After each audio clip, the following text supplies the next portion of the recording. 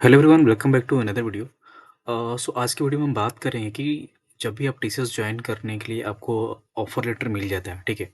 Then उसमें काफ़ी लोगों का कमेंट और कंसर्न ये आया था मेरे पास में कि जैसे भी हम अपना एड्रेस वेरिफिकेशन के सारे डॉक्यूमेंट सबमिट कर देते हैं, प्रेजेंट एंड परमानेंट एड्रेस हम जब दे देते हैं वेरिफिकेशंस के लिए, तो उसमें इनका कंसर्न आ रहा था कि हमें कैसे कंफर्म होगा कि हमारा एड्रेस वेरिफिकेशन डन हो चुका है या नहीं हो चुका है। और काफ़ी लोगों का कंसर्न ये था कि मतलब प्रेजेंट और परमानेंट एड्रेस हमारा सेम है, बट वो कहीं और एड्रेस पे रह रहे हैं, मतलब वहाँ से कुछ शिफ्ट हो गए हैं कुछ समय के लिए टेम्परेरीली। तो कुछ कमेंट मेरे पास में आए जो मोस्टली इसी रिलेटेड थे कि एड्रेस वेरिफिकेशंस के लिए, और कि कैसे हमें कंफर्म होगा कि हमारा एड्रेस वेरिफिकेशन डन हो चुका है, नहीं हो चुका है, और कितना इसमें टाइम लगता है। तो एक्चुअली जो मेरे साथ में हुआ था, मेरे एड्रेस वेरिफिकेशंस जो मेरी जॉइनिंग से पहले, तो मैं अपने एक्सपीरियंस के बिहाफ़ पे मैं आप आगे आगे डिस्कस कर रहा हूँ। तो चलिए वीडियो को स्टार्ट करते हैं और डिस्कस करते हैं, ठीक है। सो पहला पॉइंट है कि एड्रेस, आप मान लीजिए 2 एड्रेस पे रहते हैं, प्रेज़ेंट और परमानेंट एड्रेस पे, ठीक है। तो काफ़ी लोग कंसर्न होते हैं कि हम एक जगह रहते हैं, दोनों जगह एड्रेस कैसे वेरीफ़ाई कराएँगे? तो देखिए, आप मान लीजिए परमानेंट एड्रेस होम टाउन का दे दिया आपने, और करंट एड्रेस आपने दे दिया प्रेज़ेंट एड्रेस जहाँ पर रहते हैं बाहर कहीं सिटी में। तो प्रेज़ेंट एड्रेस तो वेरिफ़िकेशन आप खुद करा लेंगे, ठीक है? जब भी आपका कॉल और लिंक आती है उसके थ्रू में। सेकंड होता है आपको परमानेंट एड्रेस कैसे वेरिफ़िकेशन कराना है, तो उसके लिए आपके घर पे आपके पेरेंट्स हैं, ठीक है? पेरेंट्स या ब्रदर, तो उनका आधार कार्ड लेके, मतलब जो भी प्रोसेस वो बताते हैं कि मेन गेट के सामने खड़ा होके फ़ोटो लेना होता है। तो वो कुछ रेडियस उनका होता है, जो लिंक आपको शेयर किया जाता है, तो उस रेडियस में आपका एड्रेस वो कैप्चर हो जाता है, जो भी आप ऑनलाइन सबमिट करेंगे। तो देखिए, फर्स्ट हो गया कि अगर आप एक एड्रेस पे हैं, सेकंड पे नहीं है, तो वहाँ से अपना एड्रेस वेरिफ़िकेशन करा सकते हैं। सेकंड सिनेरियो पे आते थे, कुछ लोगों का कंसर्न था कि हम अपना परमानेंट एड्रेस ही ओनली दिए हैं परसेंट और परमानेंट के बेस पे, बट हम अभी कहीं शिफ्ट हो चुके हैं, मतलब अभी करंट एड्रेस पे नहीं रह चुके। ठीक है, आपने एड्रेस जो दे दिया है, तो वो कुछ रेडियस उनका सर्कल होता है, जहाँ का आप अपनी वेरिफ़िकेशन कराएँगे। तो उस केसेस में आप क्या कर सकते हैं कि जहाँ आप पहले रह रहे थे, अभी टेम्परेरी शिफ्ट हो गए हैं, तो उसी एड्रेस पे आके आप वहाँ का अपना वेरिफ़िकेशन, मतलब जो भी रेडियस सर्कल में, मतलब आके वहाँ का गेट का जो भी है फ़ोटो वगैरह आप डाल के अपलोड करा सकते हैं। वो फिज़िकली बहुत कम आते हैं। वो आपको ही लिंक शेयर करेंगे, उस रेडियस सर्कल के बीच में आपको अपलोड करना होगा, ठीक है? तो ये करा सकते हैं। और किसी-किसी केस होता है कि जैसे पहला ही क्वेश्चन था कि मान लो एक ही एड्रेस पे हैं, तो किसी-किसी के पेरेंट्स भी नहीं होते हैं, तो उस केसेस में आप जो वेरिफिकेशंस टीम होती है ना, उनसे आप ये पूछ सकते हैं कि क्या फ्रेंड करा सकते हैं क्या? मतलब मेबी अगर कोई अवेलेबल नहीं है या फिर कोई कज़िन ब्रदर है, तो उस केस में आपको उनसे पूछना होगा, क्योंकि मेरे केस में मेरे पेरेंट्स थे, तो उन्होंने करा दिया था।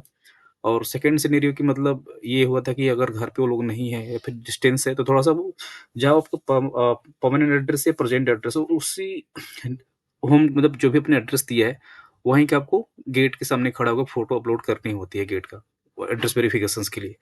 तो ये हो गया। और सेकंड पे आते हैं कि आपको काफ़ी लोग कंसर्न था कि हमें कैसे पता चलेगा कि हमारा एड्रेस वेरिफिकेशन डन हो गया है, इसका क्या टाइम ड्यूरेशन होता है। तो देखिए, आपने जो भी डॉक्यूमेंट आपने सबमिट किए हैं वेरिफिकेशन के लिए, तो उसमें 3 हैं। 3 वेरिफिकेशन मीन्स कि आपका होम एड्रेस वेरिफिकेशन है, आपके क्वालिफ़िकेशंस का है और आपका एक्सपीरियंस का है। तो अलग-अलग वो वेरिफिकेशन की जाती हैं, वो डिपेंड करता है कि आपका एम्प्लॉयमेंट वेरिफिकेशन में कितना टाइम आपकी कंपनी कोऑपरेट कर रही है, प्रीवियस कंपनी वेरिफिकेशन के लिए। और वो एजुकेशनल तो वो खुद कर लेते हैं, क्योंकि सारा सर्टिफ़िकेट आपका ऑनलाइन होता है, तो रोल नंबर के द्वारा कर लेते हैं, कॉलेज और यूनिवर्सिटी के द्वारा वेबसाइट पे जाके। 2 एड्रेस होती हैं जिसमें आपको रिक्वायर होती है, एक तो होम एड्रेस वेरिफिकेशन और सेकेंडली ऑर्गेनाइज़ेशन प्रीवियस कंपनियों का एक्सपीरियंस, जो उनको मेल चाहिए होता है आपके कुछ भी यहाँ पे, प्रीवियस जहाँ-जहाँ आपने काम किया है। तो अगर उनको कुछ प्रॉब्लम होती है, तो वो आपको कनेक्ट करते हैं। एंड होम एड्रेस वेरिफिकेशन के लिए वो भी आपसे कनेक्ट करते हैं, होम एड्रेस अब प्रेजेंट और परमानेंट दोनों के लिए। तो ये 3 वेरिफिकेशन होने के बाद से आपका बीसीजी कंप्लीट होता है। अगर इसमें किसी भी उनको प्रॉब्लम लगती है या फिर कुछ डॉक्यूमेंट नहीं मिलता, तो आपको रीच आउट करते हैं थ्रू मेल, और मेल के द्वारा, या फिर वो आपको कॉल भी करते हैं अगर रिप्लाई आप नहीं देते हैं मेल पर तो। तो इसमें अब मान के चलिए कि अगर आपका सारा प्रोसेस 8 टू 10 डेज़ में हो गया, तो आपको मान के चलिए कि 2 वीक्स में आपका हो जाएगा, आपको मतलब ऑल बीसीजी डन हो जाएगा। बट इन केसेस आपका कोई भी चीज़ पेंडिंग फँसता है, कि एजुकेशन का तो आप छोड़ दीजिए, जो भी आपने स्टडी किया है तो ऑनलाइन वो लोग वेरीफाई कर लेंगे, ठीक है? जो भी आपने मार्कशीट वगैरह अपना सबमिट किया ऑनलाइन। बट कंपनी का जो आपका प्रीवियस एक्सपीरियंस है, कोई-कोई कंपनी होती है थोड़ा-सा कोऑर्डिनेट नहीं करती है, मतलब आपका, ठीक है? तो वहाँ पे प्रॉब्लम क्रिएट हो जाता है। उस केस पे वो आपको मेल डालते हैं और बोलते हैं कि अपने एचआर से कम्युनिकेट करके कंपनी वालों से उसका वेरिफिकेशन डन कराइए। और फर्स्ट आपका जो हो गया एड्रेस वेरिफिकेशन, तो उसमें भी आपका अगर करेक्ट नहीं है, देन आपको भी रीच आउट करेंगे, बोलेंगे दोबारा उस चीज़ को सबमिट करने के लिए। तो अगर सब कुछ आपका सही है तो 2 वीक्स में ऑलमोस्ट डन हो जाता है। अगर कुछ प्रॉब्लमैटिक है या फिर कुछ करेक्ट उनको डेटा नहीं मिलता है जो उनको चाहिए वेरिफ़िकेशन के लिए, देन आपको दोबारा रीच आउट करते हैं उस चीज़ को लेके कंप्लीट उसको कराइए। अगर कुछ गलत होता है 1 से 2 बार में तो फिर वो रिजेक्ट होता है आपका वेरिफ़िकेशन। उस केस में आप टीसीएस नहीं नहीं जॉइन कर पाएँ क्योंकि अभी वेरिफ़िकेशन सब्जेक्टिव हो गया, क्योंकि कंफर्म होना चाहिए कि डन है आपका वेरिफ़िकेशन। तो मोस्टली जो मिनिमम टाइम है एड्रेस वेरिफ़िकेशन का वो 2 वीक्स का होता है, कि 2 वीक्स में आपका हो जाएगा, ऑलमोस्ट सब कुछ सही है। अगर कुछ आपका डिले हो रहा है, तो वो आपको अपने एंड से कराना पड़ेगा। जैसे मैं आपको दिखा देता हूँ कि कैसे कन्फर्म होगा कि आपका एड्रेस वेरिफ़िकेशन हो चुका है। तो जैसे आप देख पाएँगे, जैसे ही मतलब आपका एड्रेस वेरिफ़िकेशन हो जाता है ना, तो इन केस में आपको 2 चीज़ें आती हैं, बीसीजी इन प्रोग्रेस और BCG status share with recruiter. तो जैसे भी मतलब फाइनल आपका हो जाता है, देन वो जो टीम होती है ना, अब फाइनल अपना उसका एक जो भी मेल होती है, वो मेल डाल देती है रिक्रूटर को या फिर उनके कंसर्न टीम को कि हम वेरिफिकेशन क्या था, स्टेटस डन है। देन आगे का जो प्रोसेस ज्वाइनिंग का, अनबोर्डिंग का होता है, रिक्रूटर फिर वो आपकी प्रोफाइल को आगे फॉरवर्ड करती है अनबोर्डिंग मैनेजर उनके पास में, ठीक है। तो वो आप इधर आपको मिल जाएंगे, अनबोर्डिंग फील्ड में पाएंगे नीचे, आप जो भी एक्सेस कर रहे होंगे आई बिगिन पोर्टल, तो इधर आपको सारे मिल जाएंगे।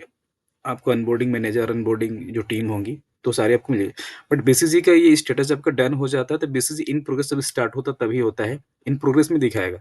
बट जैसे ही कंप्लीट हो जाता है, तो शेयर्ड विथ रिक्रूटर आ जाता है कि वो स्टेटस ओनली वो रिक्रूटर के पास में ही आता है, तो वो आपको कंफर्म करना है रिक्रूटर से ज्वाइनिंग से पहले। एक क्वेश्चन और था काफ़ी लोगों का कि क्या हमें ज्वाइनिंग के लिए कोई मेल आएगी? हाँ, ज्वाइनिंग के लिए आपको अनबोर्डिंग से पहले प्री डॉक्यूमेंटेशन सेशन होता है।